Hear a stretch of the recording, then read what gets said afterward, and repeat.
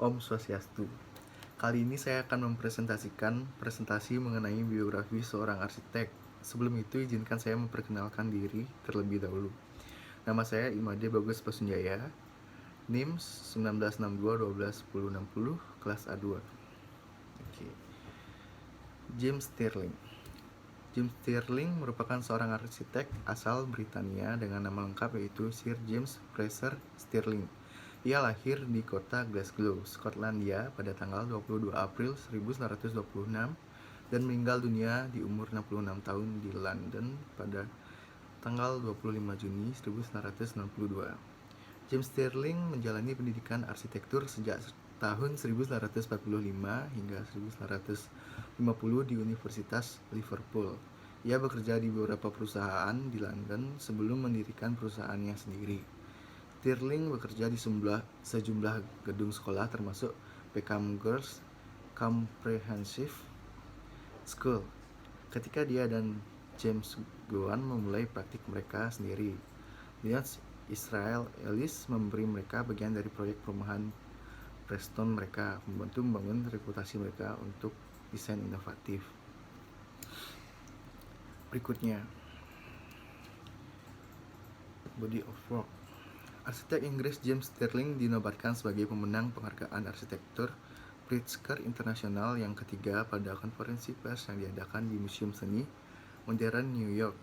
Dalam membuat pengumuman, J.A. Pritzker, presiden dari Hyatt Foundation yang mengelola dan mendanai hadiah tersebut, memberikan James Stirling yang berusia 55 tahun dengan cek sebesar $100.000. Berikut merupakan beberapa karya arsitektur atau proyek yang pernah dirancang oleh James Stirling. Yang pertama yaitu Engineering Building, terletak di Leicester pada tahun 1963. Merupakan bangunan signifikansi internasional yang mendefinisikan pergeseran modernisme akhir 1950-an ke arah individualisme yang lebih besar dan memberinya karakter yang benar-benar Inggris. Yang kedua yaitu History Faculty Library, Cambridge University, letaknya di Cambridge, United Kingdom pada tahun 1967, yaitu perpustakaan dari Fakultas Sejarah di Universitas Cambridge. Yang ketiga St. Andrews University, Fife, United Kingdom pada tahun 1968, merupakan tempat tinggal dari mahasiswa.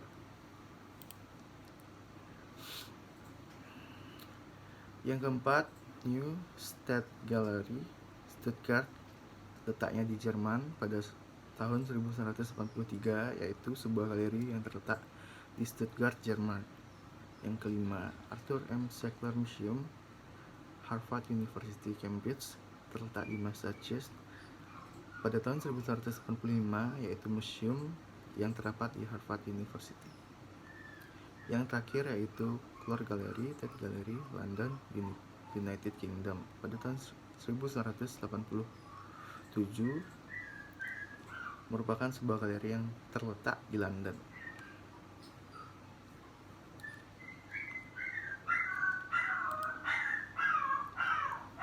Kemudian aspek penting dalam karya James Stirling, pemenang The Pritzker Architecture Prize. Menurut James Stirling, ia percaya bahwa bentuk sebuah bangunan harus menunjukkan atau mungkin menampilkan tujuan penggunaan dan cara hidup penghuninya. Oleh karena itu, kemungkinan besar suatu bangunan jadi kaya akan variasi dan penampilan, serta ekspresinya tidak mungkin sederhana. Contohnya pada gedung yang ia rancang di Oxford beberapa tahun yang lalu, gedung Florey, Queen's College, Oxford pada tahun 1971. Itu dimaksudkan agar semua orang dapat mengenali elemen bersejarah dari halaman, menara gerbang masuk, serambi, dan sebagainya.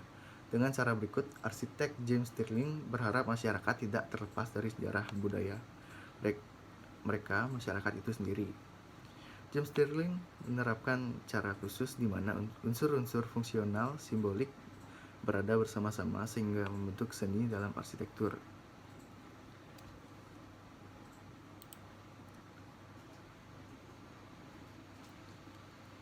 Berikutnya, penjelasan secara mendalam mengenai bangunan New State Gallery yang menjadi salah satu proyek terpilih pada ajang The Pritzker Architecture Prize. Neustadt Gallery dibangun antara 1979 dan 1984. Terletak di sebelah halte Stadtgalerie Stuttgart. Desainnya menggemakan desain neoklasik dari bangunan yang lebih tua.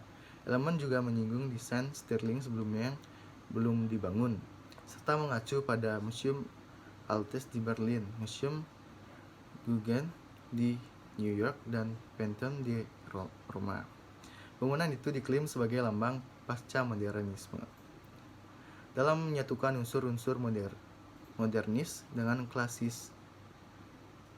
klasisisme yang terang-terangan, kritikus arsitektur Charles Jeng mengklaim galeri tersebut melambangkan tahap pertama postmodernisme dalam banyak cara.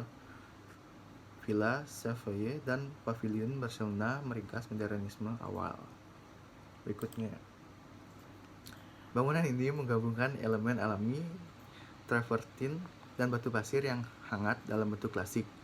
Kontras dengan potongan industri dari sistem rangka baja hijau dan pegangan tangan baja berwarna merah muda dan biru cerah. Arsitek bermaksud menyatukan yang monumental dengan yang informal. Fasilitas bangunan yang paling menonjol adalah pusat rotunda dengan atap terbuka. Ruang luar ruangan tertutup ini menampung taman patung. Itu diletakkan oleh jalan setapak dan tanjakan umum yang mengarahkan pejalan kaki melalui situs. Fasilitas ini memungkinkan publik untuk mencapai ketinggian yang lebih tinggi di belakang museum dari bagian depan bawah permukaan utama gedung.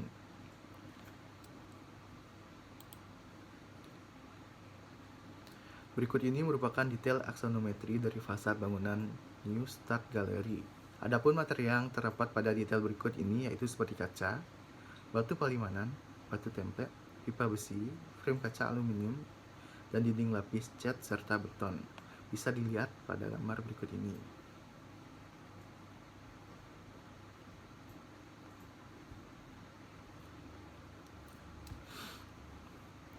Berikutnya, dengan demikian James Stirling dijuluki sebagai pemimpin transisi besar dari gerakan modern ke arsitektur baru, yaitu sebuah arsitektur yang mengakui akar sejarah sekaligus memiliki hubungan yang erat dengan bangunan di sekitarnya, serta bisa disebut tradisi baru. James Stirling mempengaruhi perkembangan arsitektur melalui kualitas karyanya di 3 negara, yaitu negara Inggris, Jerman, dan Amerika Serikat. Sekian presentasi dari saya. Mohon maaf bila ada salah kata. Saya tutup dengan Paramo Santi. Om Santi Santi Santi Om.